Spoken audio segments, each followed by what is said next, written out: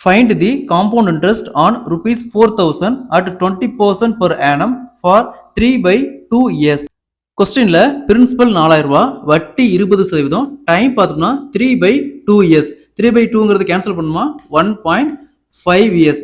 1.5 இயர்ஸ்ங்கிறது மாசத்துக்கு கன்வெர்ட் பண்ணுமா 18 மாசம். ஸோ அதை நம்ம வட்டியை 6 மாசம் டைம் கன்வெர்ட் பண்ணுமா, இப்போ ஒரு வருஷத்துக்கு ரெண்டு 6 மாசம் வருது. அப்போ 20/2 கேன்சல் பண்ணா 10%.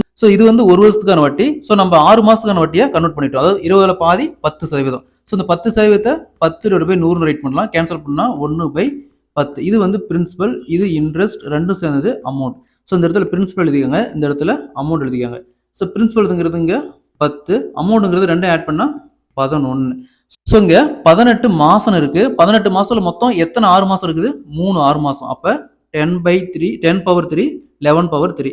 10 பவர் கியூப்ங்கிறது 1000, 11 பவர் கியூப்ங்கிறது 1331. ஸோ நெக்ஸ்ட் இங்க பிரின்சிபல் பாருங்க 4000 ரூபாய், இங்க 4000 ரூபாய். ஸோ இந்த 1000த்தை எத்தனை டைம் பிரிக்கணும்? 4000 வரும் இன்ட்டு 4 டைம். ஸோ நமக்கு தேவை இன்ட்ரெஸ்ட் மட்டும்தான் நமக்கு தேவை. கொஸ்டின்ல இன்ட்ரெஸ்ட் மட்டும் தான் கேட்டிருக்காங்க.